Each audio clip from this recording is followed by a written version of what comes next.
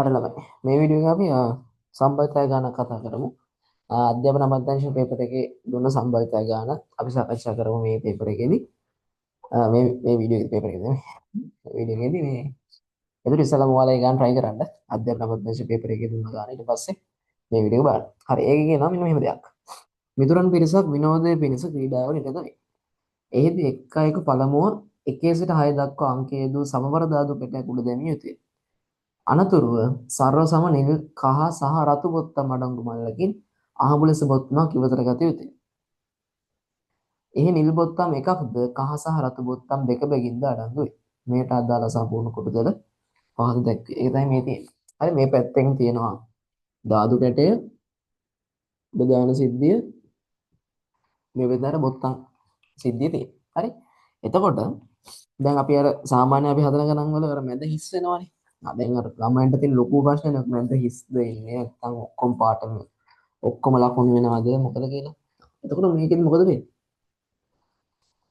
ඉස්සල්ලාම කරන්න අපි ධාතු කැටයක් උඩ දානවා. හරි? ධාතු කැටයක් උඩ දාලා එකේ ඉඳන් 6 වෙනකන් අංක දෙනවා. ඒකේ කැමති අංකයක් ලැබෙනවා. ඊට පස්සේ ඒක එක සිද්ධියක්. ඊට පස්සේ අපි කරන්නේ තව මල්ලකින් පොත්තමක් ගන්න. එතකොට ඒ දෙකේ සම්බන්ධයක් නැහැනේ. කියන්නේ ධාතු කැටේ මොන ඉලක්කම වැටුණත් මේ අපි ගන්න බොත්තමට ඒකේ බලපෑමක් වෙන්නේ නැහැනේ. එහෙම බලපෑමක් වෙනවා නන්නේ අර එක මල්ලක බොත්තම් පහක් තියෙනවා. අපි එකපාරක් එක බොත්තමක් කරා ඒක අයින් කරලා තව බොත්තමක් ගන්නවා. එතකොටනේ අර එකම එක්කෙනා දෙපාරක් ලැබෙන්න බැරි. දැන් මේකෙන් ප්‍රශ්නයක් නැහැ. මුල් අවස්ථාව තියෙන වෙන එක්කෙනේ දෙවෙනි අවස්ථාව තියෙන තව එක්කෙනෙක්. ප්‍රශ්නයක් නැහැ. එහෙනම් මේකේ හැමෝම පාට වෙනවා. හරි? එහෙනම් ඉස්සලම ඔයා මේ ටික ලකුණු කරගන්න ඕන. මේ හැම තීරුවක්ම ලකුණු වෙනවා. පේපර් එකේදී අවධානයෙන් හරියට කියවලා සිද්ධිය තේරුම් ගන්න කලබල වෙන්න නැතුව මාක් කරගන්න ඇති. ඔන්න කොටුදල සම්පූර්ණ කරා. ඊට පස්සේ කියනවා A හා B මගේ නිරූපිත සිද්ධි විස්තර කරන්න. A කියලා මෙන්න මෙහෙම එකක් දීලා තියෙනවා. B කියලා මෙහෙම එකක් දීලා තියෙනවා. මේ ගාන අමාරුම නෑ. හැබැයි මේ ගාන තියෙන විදිහ දැක්ක මට සමහරට අමාරුයි කියලා හිතෙනවනේ. ඒකේ මම මේක සාකච්ඡා කරන්න හිතුවේ. අමාරු නෑ මේ ගාන. මේකේ A සිද්ධිය විස්තර කළොත් A කියලා කියන්නේ කවුද? A සිද්ධිය කියන්නේ ධාතු කැටේ 3 ලැබිලා තියෙනවා. ධාතු කැටයේ 3 ලැබී පැත්තෙන් බොත්තම ගැනීමනේ.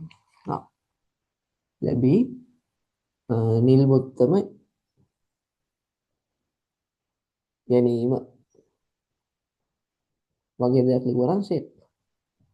හරි ගොඩක් නේ සිද්ධි. ධාතු කැටේ 3 ලැබී නිල් බොත්තම ධාතු කැටේ 3 වැඩිලා තියෙනවා.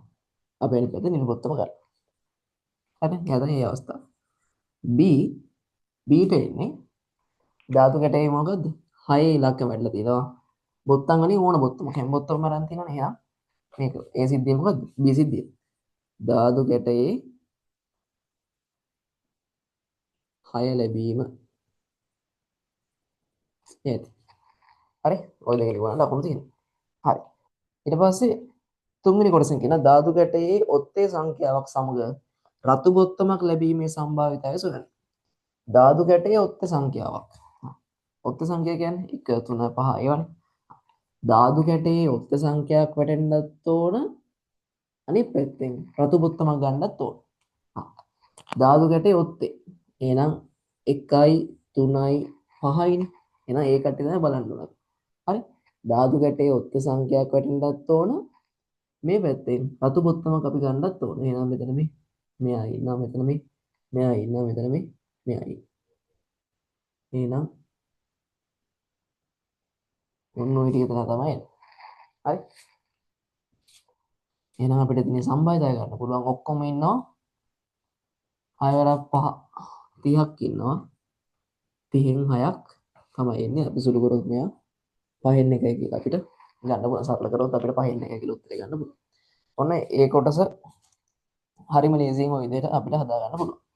ඊට පස්සේ B කොටස කියනවා මෙම තරංගයේ ජය ලැබීමට ධාතු කැටයේ ඉරට්ට සංඛ්‍යාවක් සමග නිල් පැහැ බොත්තමක් ලැබිය යුතුය. මේ තරගේ ජයග්‍රහණය කරන්න නම් ධාතු කැටේ ඉරට්ට සංඛ්‍යාවක් එක්ක නිල් බොත්තම ලැබෙන්න ඕන. එහෙම ලැබුණොත් තමයි තරග දිනන්නේ. ඒ සඳහා දිනලා දසම්පූර්ණ රුක් සටහනක් පහත රූපයේ දක්වා ඇත. හරි අපි රුක් සටහන ඇඳගමුකෝ. රුක් සටහන දීලා තියෙනවලු. මේ අපිට අය වුණ ගන්න නැහැ නේ.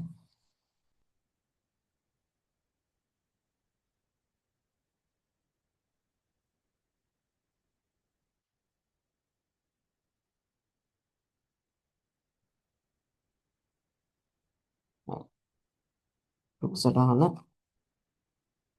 මේ දිකේ තියෙන්නේ ධාතු කැටේ උඩ දෙමේ. මම ධාතු කැටේ කියලා විතර ලියා ගන්න ඕනේ. ධාතු කැටය.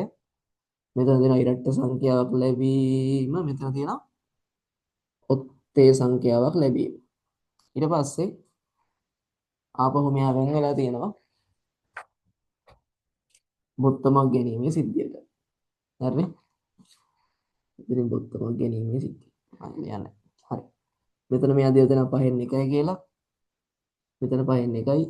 මෙතන පහෙන් හතරයි. මෙතන පහෙන් හතරයි. මේ ගොඩක් අපුරවල තියෙනවා. හරි. ආ.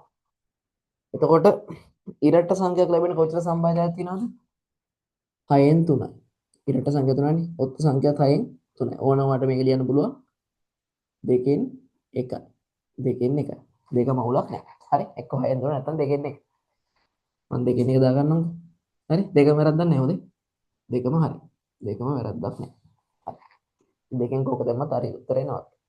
එතන පහෙන් එකක් කියන්නේ නිල්. හරි. නිල් පාට මේ බොත්තම් තියෙන එකයි. ඒතර පහෙන් එකක් තමයි නිල්. එහෙනම් මෙයාත් නිල්. හරි. මේක කහ හෝ රතු. කහයි රතුයි කට්ටිය මේ හතරක් ඉන්නේ. දෙන්න දෙන්න. මම මෙයාට දාන කහ හෝ රතු. ඔන්නෝ වෙන් කරා. ධාතු කැටේ උඩ දැම්මම ඊටට සංඛ්‍යා ලැබෙන්න සම්බන්ධ 6න් 3යි. සුළු සරල කරාම 2කින් 1යි. ඔත්තු සංඛ්‍යාත් ඒ විදිහම 6න් 3යි 2කින් 1යි.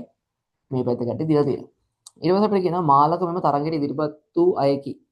ඔහු තරඟෙන් ජය ලැබීම සම්භාවිතාවය සොයන්න. මෙයා තරඟෙන් දිනන සම්භාවිතාවය. එතකොට දිනන සම්භාවිතාවය වෙන්නේ අපිට දිනනවා කියලා කියන්නේ මොකද්ද? ධාතු කැට ඉරට්ට සංඛ්‍යාවක් සමග නිල් පැහැපොත්තමක් ලැබීම. එහෙනම් සම්භාවිතය ගණන් වල එකම අත්ය යනවා නම් ಗುಣ වෙනවා. අත්ත මාරු වෙනවා නම් එකතු වෙනවා. එහෙනම් මෙතන එන උත්තර කීයද කෙලින්ම සම්භාවිතාවය 10න් 1. හරිම ලේසි ගණනක්.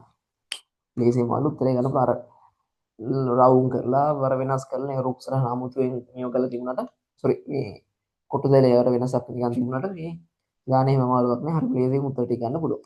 හරි. එහෙනම් මේ ගාන සාකච්ඡාව ඕක තමයි.